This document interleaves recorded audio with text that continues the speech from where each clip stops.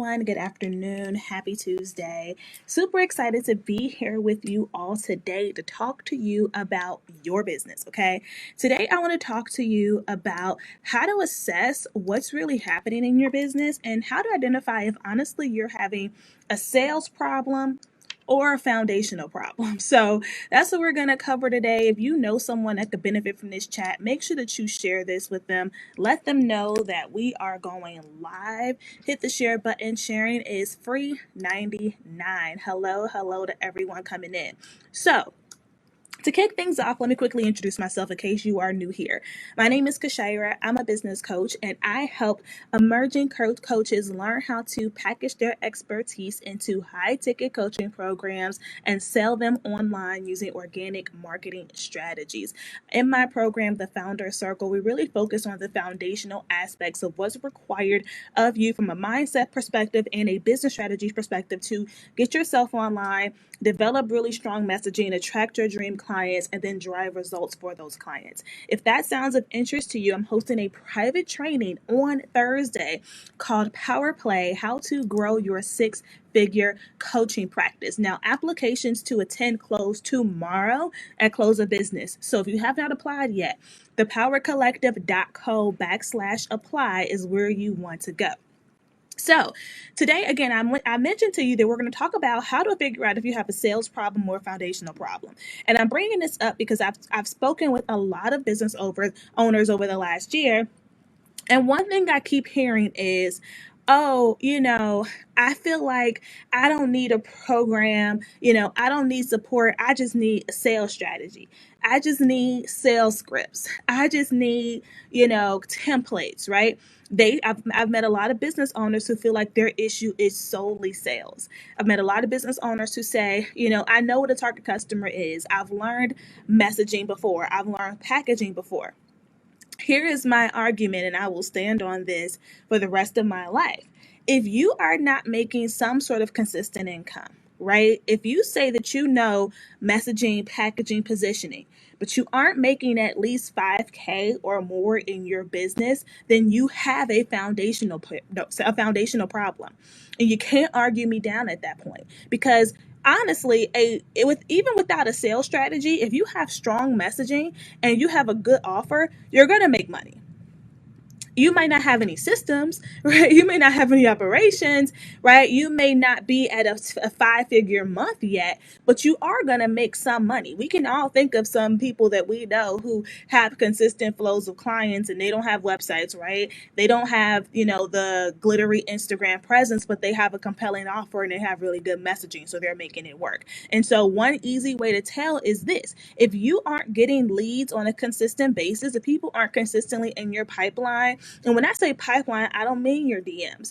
I mean like they're booking calls with you, they're in your database, they're in your email list. If they're not consistent, if you're not consistently attracting people who are raising their hands for your offer, then you don't have a sales problem. Because the thing is, sales problems reflect in the sense of, oh, you're getting calls booked, but those calls aren't showing up. Oh, those calls are showing up, but you're not converting. Oh, you're just hearing a lot of objections.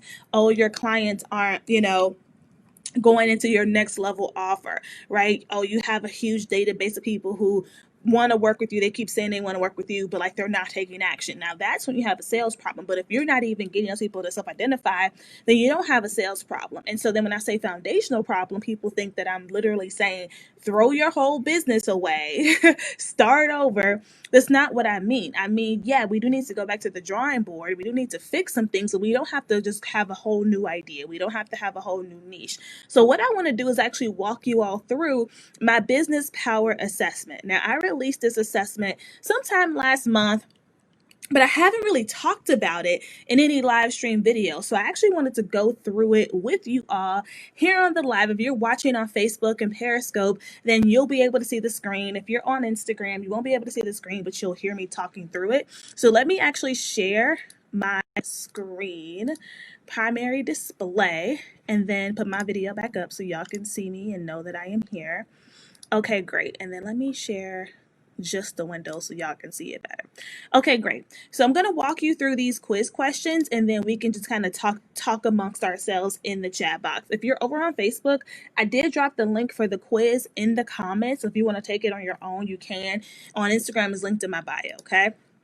So the first question I want you to answer is, can a stranger identify your expertise and what you do by solely looking at your last 5 social media posts?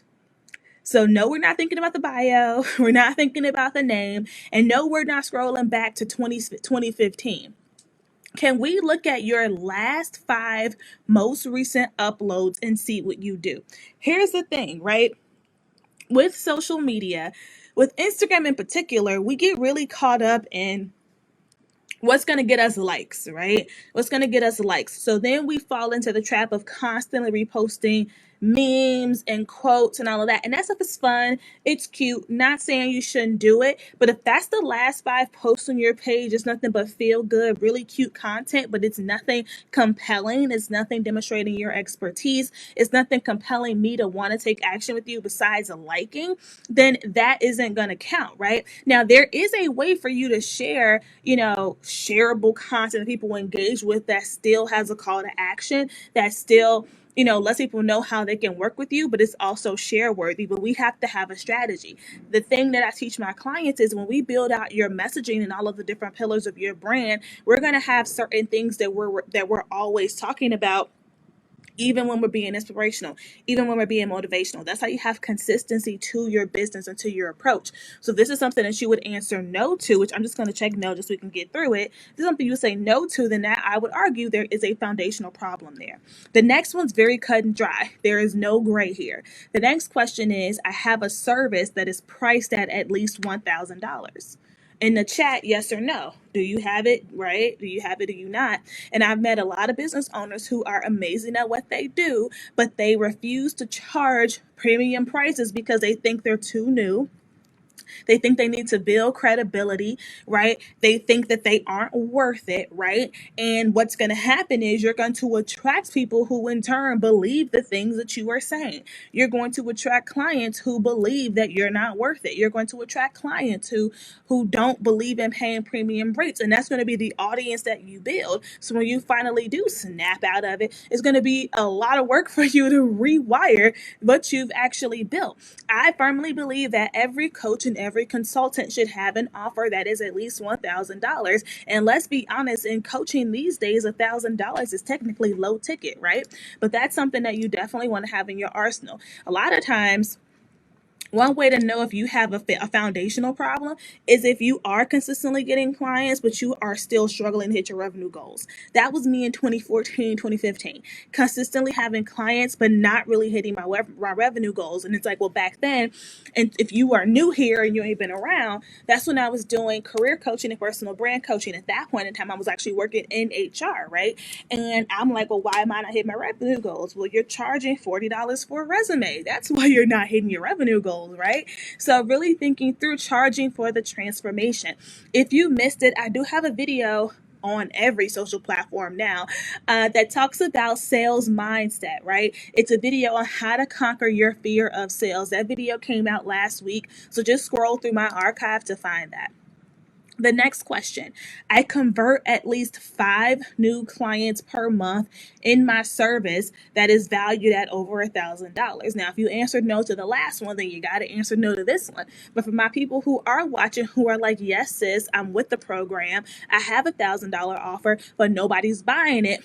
A lot of times what happens in that instance is you start blaming the audiences. My audience don't buy, my audience is cheap, my audience is this and that, when it's really, well, how are we messaging this? We can't just slap a new price tag on it in a cute name and throw it out there and say, go and buy it. Like, yes, there is going to be some work and some lifting in selling high ticket. I think one thing people got confused on is a lot of us online will tell you that it takes the same energy to sell high ticket as it does to sell low ticket. And because you've put a lot of low energy into how you sell, you think that high ticket means just throwing up the sales page and just waiting to see what happens. Like, no, there is still some heavy lifting, especially if you are still building your brand and you are still trying to build credibility with your audience. Now, notice you can build credibility while still pitching high ticket, but what does that look like? That looks like solid content. That looks like consistent messaging. That looks like showing up consistently online. That looks like creating case studies. That looks like actually presenting yourself in a manner that will build trust, and that has nothing to do with the price tag, right? So then in the next statement, next question for you to answer is, I am clear on my niche and can communicate in one sentence what I do and who I serve. Now, this one is straight from my program, because even though we fully build out your full messaging and your full unique value proposition and all of those different things, I am really big on, can we communicate this in one statement? I'm big on having a one-liner for how you introduce yourself, a one-liner for how you introduce your programs. And the reason I believe in this is because attention spans are short. If we want someone to actually listen to us and stay engaged with us, we need to be able to hook them quickly. Have you all ever been to an event? Think back to when we could actually go outside, right? Have you ever been to an event and you were at a function where you had to do introductions, and there was always somebody who took 10 minutes to introduce themselves? And you stopped listening, right? There was always somebody who was mad long-winded. Now, if you that person, my bad, I ain't even trying to come for you. But it was like you instantly wasn't listening anymore. You weren't hooked. Same thing with our audience. If it's going to take you 17 minutes to tell me what you do and how you can help me, I'm tuned out. But if you can have a really concise, magnetic statement to hook me in, to actually make me want more, then I'm going to stay and hear the rest of that pitch. The next question, I am confident that I can sell my services on live stream video with ease. I'm going to read that one again.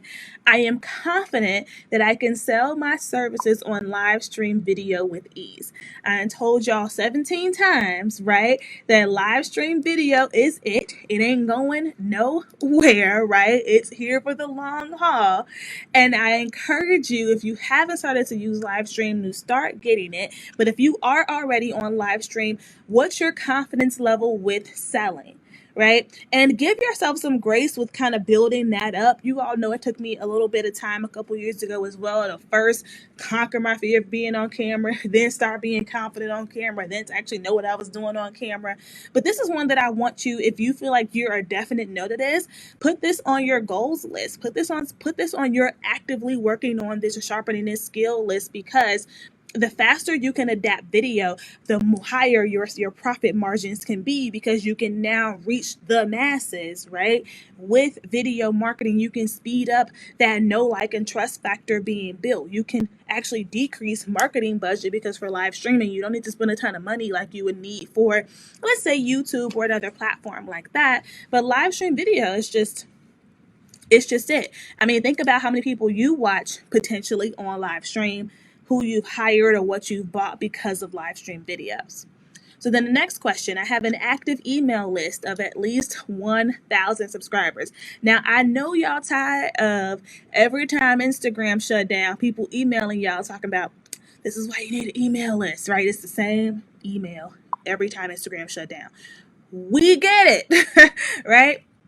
So with that being said, you know you need an email list, but I want you to be I want you to be intentional about, number one, building that list, but then two, engaging that list. A lot of people I've seen have started building email lists, but you don't actually email people. You're like waiting until you hit this magic number, and then you have these subscribers just sitting here chilling out in no man's land for 6 months, and then you pop up like, oh, come buy my program. It's like, we don't even know you anymore. Like, who are you, right? So you have to stay engaged with people. So active email list is definitely like a loaded term, in the sense of, are you sending consistent newsletters? Now, I am not one to tell you what consistent means. I think you need to define consistent. Consistent for Macy's is emailing us 3 times a day, every day. Consistent for me is y'all hear from me around every 8 to 9 days, because I'm sending emails with intention, but I'm never not present, right? I'm never not with my audience in some way. You may not see me in your inbox literally today, but you're going to see me on social media today because I'm building an ecosystem, right? But that ecosystem still revolves around my email list. My email list tells you connect with me on Instagram and on YouTube. My email list tells you to join my Facebook group in almost every email on purpose. So I want you to think about, how does your email marketing tool fit within your marketing ecosystem? How are these things connected? I want you to stop looking at your marketing in silos and really thinking about, what's my true omni-channel approach here when it comes to my sales strategy? So then the next question, I have at least one email funnel in place to nurture prospects and eliminate those who are not a good fit for my service. This one is self-explanatory. An email funnel, I know when we look at that word, we may get a little overwhelmed. It don't need to be complicated, honestly. An email funnel, you want to have at least one in place that will nurture prospects. Prospects meaning people who have opted in for your content, right? For your freebies.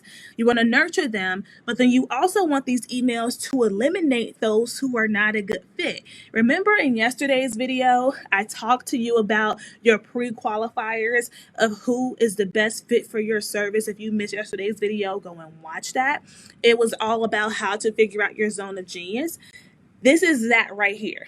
Your emails, when you pivot from nurture to sales, it should be very clear who the offer is for and who is not for. And you can even do this in the nurture phase through your storytelling techniques of how you're choosing to engage. My content is very clear around the fact that I coach aspiring coaches, emerging coaches, existing coaches. If you don't desire to coach, the founder circle, unfortunately, is not the ideal service for you. And I've built that into my email funnels. This will actually cut down, for those of you that sell via sales calls, this will cut down on the amount of, oh, they're not a good fit conversations when you have sales calls. This next one is cut and dry.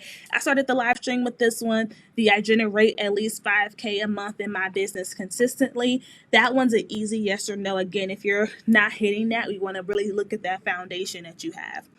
The next question, I have a documented, proven framework that I use when coaching my clients. I have a video called 4 Coaching Systems That Every Coach Needs. This is one of them. Documented frameworks. And I'm not going to belabor this because I've taught you all this before. But when you are coaching clients, you need to have an approach. You need to have a system. You need to have a path, and it needs to be consistent across your clients. If you're promising a certain result, you need to have a set of frameworks that will get them to said result.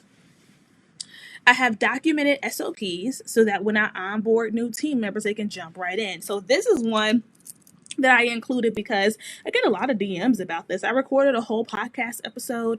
My podcast is called The Brand Your Power Show, where I talk about hiring and team members. The thing is, some people jump prematurely into hiring when, again, I'm going to keep saying the word foundation, when they haven't built a solid enough foundation for a new team member to even come in and help you, right? Have you written anything down in a way that's legible for somebody else to understand, right? Where they could come in and actually help you out with stuff. And yes, your team members should be doing more than just checking email, right? Like, yeah, you have a VA, and yeah, they'll do administrative things, but even your VA can have some revenue responsibility within your business. Now, this right here is a whole other live stream, so I'm gonna just move right on. We'll talk about that another time. The next one, I have the following tools. So you have to keep track of what I'm about to say, because you want to make sure that you have all of these tools. Do you have a CRM? Do you have an email marketing tool? Do you have a website? Do you have some kind of social media management tool, also known as a content management system, CMS? Do you have bookkeeping software? And do you have an electronic payment processor? Do you have those tools? Very cut and dry, right? These are the tools that at minimum that you want to invest in to have a solid foundation for your business. Do you have at least one passive income offer? that generates at least $1,000 a month or more. Now, you all have heard me say, if you do not have active income, having passive income is going to be a struggle. We want to put the cart before the horse. We want to get to, cocktails on the beach, laptop lifestyle, but we don't want to put in the actual work to generate that, right? Passive income is easily earned when you are in high demand for your services and you can't actually take on any more people. But if you're not at that already making at least 5K a month or more in your active services and your active income, then having this one is going to be a challenge. The next one, I have a business coach, or I'm in a paid mastermind that provides guidance as I ascend to the next level. So if you've watched any of my mindset videos, I've talked to you about how for me a few years back, finally making that investment in a coach is what helped turn the tides for me from a mindset standpoint. I mentioned how some of the earlier programs, it wasn't necessarily about the strategy that was taught for me. It was really about the act of making that investment and the mindset shift I needed to have when, one, choosing to invest, and then two, surrounding myself virtually with people who are growing to that next level. Ever since then, being in either a mastermind or having a coach was no longer an option for me. And now I even mentioned in a video I have about how my mindset has drastically evolved. Back then, it was like, oh, I got a coach because I was desperate. I had nothing. I had, no other choice. Now I get a coach because it's a non-negotiable for me. It's like I'm going to make the budget because I know how powerful coaching can be. And as I look to go from 6 figures to 7, I also know the power of masterminding. I know the power of being in virtual rooms and in physical rooms with people who are killing it, who are ascending to the next level, who've been where I've been, who are going where I'm going. It's not an option anymore. So just want to share that. Don't learn the hard way like I had to. And we're wrapping up. We only have 3 more questions left to go through. So I track my website, social media, and email analytics on a monthly or weekly basis. This is known as your KPIs, your key performance indicators, okay? So let me tell you how I do it, because I think this might help you. So on a monthly basis, my assistant goes and grabs all of it. She goes and grabs website, social, email, financial, puts them all in my little analytics dashboard, right? But on a weekly basis, she pulls the most important numbers. So if you don't know what your actual KPIs are, because they're going to vary across businesses, what moves the needle for me may not move it for you. If you have no clue, in the beginning, you track everything. As you start to notice trends, you can pull out KPIs. So we also created, and I'm so proud of myself because this was on my to-do list all year. But last quarter, we created a weekly scorecard. And she fills out like 90% of it, and I think I fill out like 1 or 2 things that like only I can get. So on a weekly basis, we track the things that move the needle. I'll give you some examples, okay? Sorry, my throat is a little dry. So we track how many live stream videos I did that week.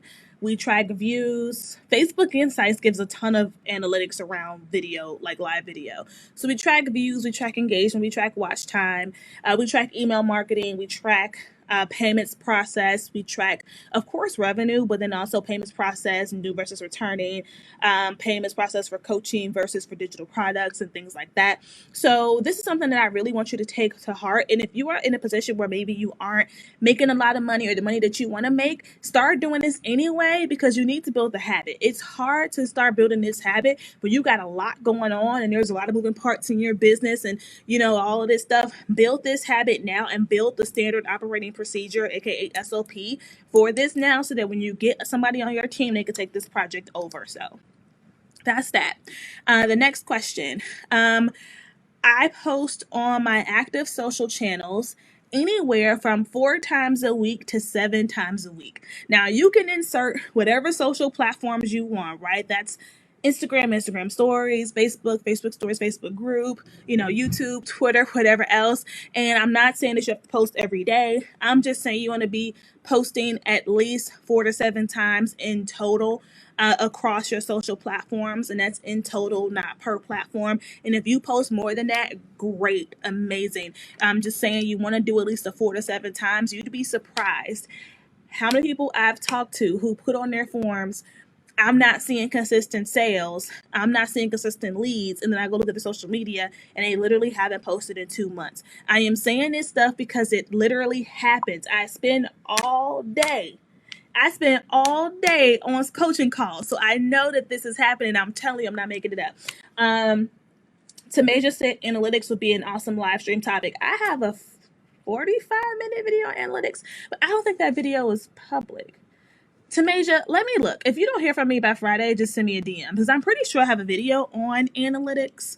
But a good thing for y'all to start with, if you go through my Facebook, because I do have a case study on Q1, and I pull out a ton. I think I gave you all like 20 data points that are in that I track. And then you all know I was selling a template for this. I sold the analytics dashboard. It's not for sale right now because I'm switching my whole life on the back end. That's a whole other podcast video that y'all are going to get, but we are mass migrating technology. But if you need that analytics dashboard urgently, just shoot me a DM and we can just like PayPal it or something. Okay, last 2 questions. I'm interviewed on podcasts, blogs, and other forms of media at least once per quarter. So how often are you on somebody else's platform?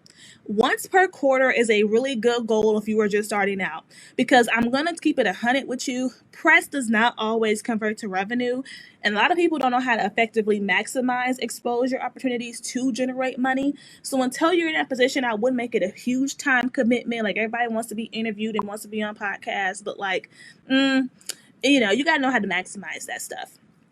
So actually in the founder circle, I teach this. This is like one of the last modules. I'm like, you have to launch your service before I give you this. Because in the founder circle, I give my templates for pitching yourself a press, for speaking engagements, for maximizing it, for pricing speaking engagements. This is like my bonus gift for the ladies in the founder circle, which is just a quick reminder. Make sure that you apply to come to Thursday's training. The link is in my bio, thepowercollective.co/apply.